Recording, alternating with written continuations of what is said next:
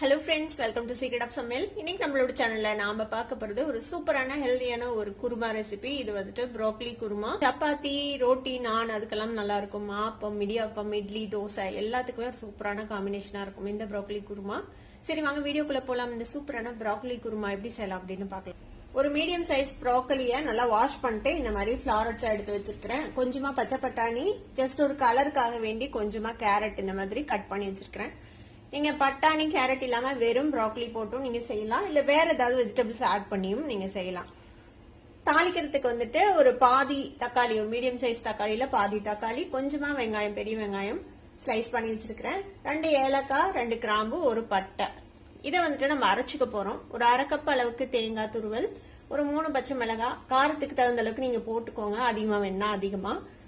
ஒரு 1/2 டீஸ்பூன் அளவுக்கு பொட்டுக்கடலை, 1 டீஸ்பூன் சோம்பு, கொஞ்சமா இஞ்சி அதை சாப் பண்ணி வச்சிருக்கிறேன். ஒரு 4-5 பல் பூண்டு அதையும் வச்சிருக்கேன். குட்டி குட்டியா இருக்கிறதுனால கொஞ்சம் நிறைய எடுத்து வச்சிருக்கிறேன். பெரிய பல்லா இருந்தா ஒரு 4-5 பல் போட்டீங்கன்னா போதும். இப்போ இதை வந்துட்டு நம்ம அரைச்சு எடுத்துட்டு வந்துடலாம். ஒரு மிக்சி ஜார் எடுத்துக்கோங்க. இதுல நம்ம எடுத்து வச்சிருக்கிற இந்த அரைக்கிறதுக்கு தேவையான பொருள் எல்லாத்தையும் போட்டு அரைச்சு எடுத்துக்கலாம். இதுல தேவையான தண்ணி விட்டு இதை நல்லா பேஸ்டா அரைச்சு எடுத்துட்டு வந்துருங்க. இது மாதிரி நல்ல ஸ்மூத்தான ஒரு பேஸ்டா அரைச்சு எடுத்துட்டு வந்துருங்க. ஒரு பிரஷர் குக்கர் அடுப்புல வச்சிருக்கிறேன். இதுல கொஞ்சமா எண்ணெய் விட்டுக்கலாம். 1 டேபிள் ஸ்பூன் அளவுக்கு எண்ணெய் விட்டுக்கோங்க. எண்ணெய் சூடாயிடுச்சு. இதுல வந்து ஒரே ஒரு பிரிஞ்சி இலை சேர்த்திக்கோங்க. கூட நம்ம எடுத்து வச்சிருக்கிறேன் இந்த பட்டை, கிராம்பு, ஏலக்காய் சேர்த்திக்கலாம். வறுபட்டுருச்சு. இப்ப நம்ம எடுத்து வச்சிருக்கிற இந்த வெங்காயம், தக்காளி சேர்த்திக்கலாம். நான் இன்னைக்கு குக்கர்ல செய்யறேன். நீங்க இதை வந்துட்டு பேன்ல கூட செய்யலாம். குக்கர்ல செய்யும் போது கொஞ்சம் கேர்ஃபுல்லா செய்யணும். ஏன்னா ப்ரோக்கலி ரொம்ப ஓவர் குக் ஆச்சுன்னா நல்லா இருக்காது. வெங்காயம், தக்காளி லேசா வதங்கிச்சு. இப்போ இந்த ஸ்டேஜ்ல நம்ம வந்து ஃபர்ஸ்ட் இந்த கேரட்டும் பட்டாணியும் மட்டும் ஃபர்ஸ்ட் போட்டுக்கலாம். கேரட்டும் பட்டாணியும் கொஞ்சம் நேரம் வதக்கி விடுங்க. இந்த கேரட்டும் பட்டாணியும் இந்த எண்ணெயில லேசா வதங்கிச்சு. ஒரு நிமிஷம் வதக்கி இருப்போம். இப்போ நம்ம இது கூட ப்ரோக்கலி சேர்த்துக்கலாம்.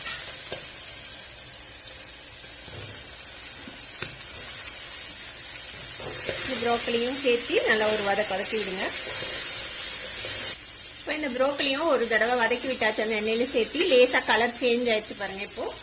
இப்போ இது கூட நம்ம அரைச்சி வச்சிருக்கிற இந்த விழுதுல தண்ணி சேர்த்து இதுல ஊத்திக்கலாம். இதுக்கு தேவையான அளவுக்கு தண்ணி இன்னும் கொஞ்சம் மிக்சி ஜார்ல சேர்த்து அதையும் ஊத்திக்கோங்க. நம்ம இதுல பொட்டுக்கடலை சேர்த்து அரைச்சிருக்கிறோம், அதனால இது வந்துட்டு திக்காகும் இன்னும்.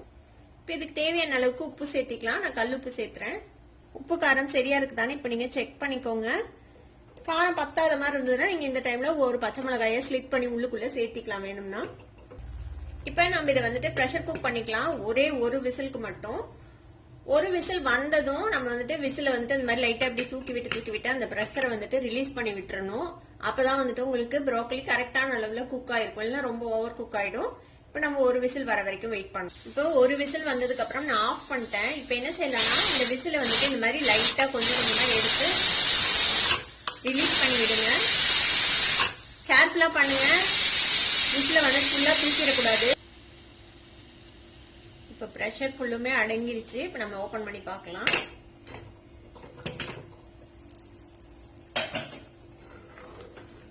இப்ப பாத்தீங்கன்னா தெரியும், ரொம்ப வந்துட்டு ஓவர் குக் ஆகி குழஞ்செல்லாம் போகல நம்மளோட ப்ரோக்கலி.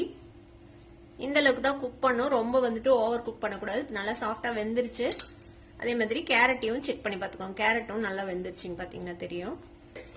இப்போ ஒருவேளை கன்சிஸ்டன்சி உங்களுக்கு இன்னும் திக்கா வேணும் அப்படின்னு நினைச்சீங்கன்னா இந்த ஸ்டேஜ்ல ஒருவேளை ரொம்ப தண்ணியா இருக்கிற மாதிரி உங்களுக்கு ஃபீல் ஆச்சுன்னா, இது ஆறுச்சுன்னா இன்னும் திக்காகும். இந்த கன்சிஸ்டன்சி எனக்கு சரியா இருக்குது. ஒருவேளை உங்களுக்கு தண்ணியா இருக்கிற மாதிரி ஃபீல் ஆச்சுன்னா கொஞ்சமா அரிசி மாவு கரைச்சு விட்டு ஒரே ஒரு கொதி விட்டு இறக்கிடலாம். நீங்க ரொம்பவே ஈஸியான குயிக்கான ஒரு ப்ரோக்கலி குருமா ரெடி ஆயிடுச்சு. இதை வந்துட்டு நீங்க சப்பாத்தி கூட சாப்பிடலாம், இட்லி, தோசை, இடியாப்பம், ஆப்பம் எது கூட வேணாலும் வச்சு சாப்பிடலாம். ரொம்பவே நல்லா இருக்கும். கண்டிப்பா ட்ரை பண்ணி பாருங்க. ட்ரை பண்ணி பார்த்துட்டு எப்படி இருந்தது அப்படி எனக்கு கமெண்ட்ஸ்ல ஃபீட்பேக் கொடுங்க. இந்த வீடியோ உங்களுக்கு பிடிச்சிருந்தா சப்ஸ்கிரைப் பண்ணுங்க. பக்கத்துல இருக்க பெல் ஐகானை கிளிக் பண்ணுங்க. அப்பதான் ஃபியூச்சர் நோட்டிபிகேஷன்ஸ் உங்களுக்கு உடனே வந்து சேரும். லைக் பண்ணுங்க, ஷேர் பண்ணுங்க. தேங்க்யூ ஃபார் வாட்சிங் வீடியோ. Bye bye.